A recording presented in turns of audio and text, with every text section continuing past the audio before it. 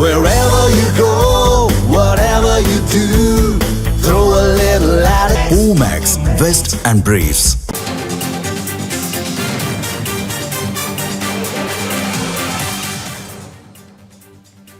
முக்கிய செய்தி.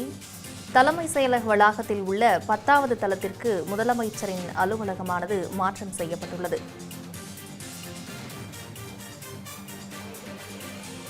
தலைமை செயலக வளாகத்தில் உள்ள 10வது தளத்திற்கு முதலமைச்சரின் அலுவலகமானது இடம் மாற்றம் செய்யப்பட்டுள்ளது.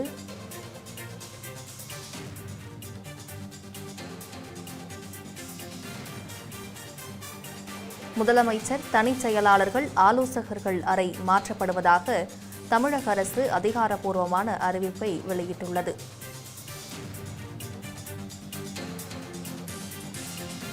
முதல்வர் அலுவலகம் இனி நாமக்கல் கவிஞர் மாளிகையின் 10வது தளத்தில் செயல்படும் என தமிழக அரசு அறிக்கை வெளியிட்டுள்ளது.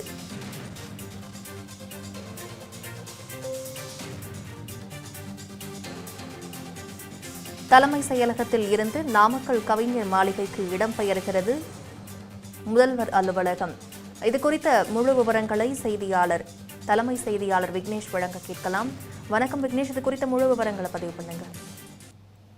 பவித்ரா வணக்கம். கடந்த சில தினங்களாகவே தலைமை செயலக அந்த பாரம்பரிய கட்டடத்தில் இருக்கக்கூடிய முதலமைச்சர் அறையை மாற்றிவிட்டு அந்த அறையை அருகில் இருக்கக்கூடிய நாமக்கல் கவிஞர் மாளிகையினுடைய 10வது தளத்திற்கு மாற்றுவதாக தொடர் செய்திகள் வெளியாகி கொண்டிருந்தன. முதலமைச்சரை பொறுத்தவரையில் முதலமைச்சர் அலுவலகம் சார்பிலோ தமிழக அரசு சார்பிலோ எந்த ஒரு செய்தி குறிப்பும் வெளியாகாத நிலையிலும் கூட அந்த நாமக்கல் கவிஞர் மாளிகையில் இருக்கக்கூடிய 10வது தளத்தை முதலமைச்சருடைய அறையை தயார் செய்வதற்காக பணிகளும் தீவிரமாக நடைபெற்றுக் கொண்டிருந்தன.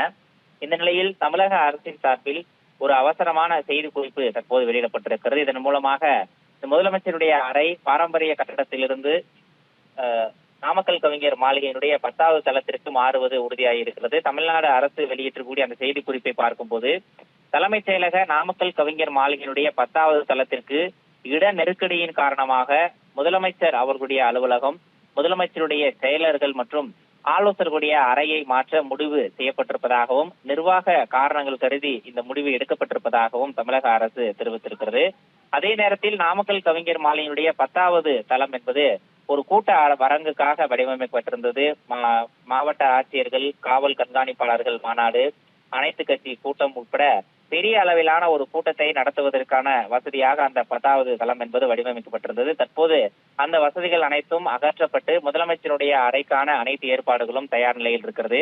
எனவே இந்த நாமக்கல் கவிஞர் மாளிகையில் 10வது தளத்தில் இருந்த செய்தி மற்றும் மக்கள் தொடர்பு அலுவலகத்தினுடைய பிரிவுகள், பொருட்காட்சி அனுமதி பிரிவு, முதலமைச்சருடைய சமூக ஊடக பிரிவு, செய்தி மற்றும் மக்கள் தொடர்பு துறையுடைய கட்டுப்பாட்டு பிரிவு உட்பட அனைத்து அலுவலகங்களும் சேப்பாக்கத்தில் இருக்கக்கூடிய கலைவாணர் அரங்கத்திற்கு மாற்றம் செய்யப்படுவதாக அதிகாரப்பூர்வ அறிவிப்பு வெளியாகி இருக்கிறது. அது மட்டுமல்லாமல் அங்கு இருக்கக்கூடிய அனைத்து துறை செயலாளர்கள், பல்வேறு துறையினுடைய அலுவலர்கள் உட்பட அனைவருமே அடுத்தடுத்த தளத்திற்கு இடமாற்றம் செய்யப்படுவதற்கான அதிகாரப்பூர்வ அறிவிப்பும் வெளியாகி இருக்கிறது. இந்த கட்டடத்தில் இருக்கக்கூடிய பொருட்கள் அனைத்தையும் உடனடியாக அகற்றுவதற்கு தேவையான நடவடிக்கைகளை மேற்கொள்ள வேண்டும் எனவும் தமிழ்நாடு அரசினுடைய தலைமைச் செயலாளர் சாய்குமார் அனுப்பியிருக்கக்கூடிய அந்த சுற்றறிக்கையின் மூலமாக தெரிய வந்திருக்கிறது. முதலமைச்சருடைய அறைக்கு தேவையான அனைத்து ஏற்பாடுகளும் தொடர்ந்து நடைபெற்றுக் கொண்டிருக்கின்றன. குறிப்பாக 10வது மாடியில் வரக்கூடிய விருந்தினர்களை உடனடியாக சந்திப்பது, அவருடைய செயலாளர்கள் அறை, அது மட்டுமல்லாமல் அவர்களுக்கான ஆலோசகர்கள் அறையும் தயார் செய்யப்பட்டிருப்பது தற்போது சாய்குமார் அனுப்பியிருக்கக்கூடிய இந்த சுற்றறிக்கையின் மூலமாக தெரிய வந்திருக்கிறது.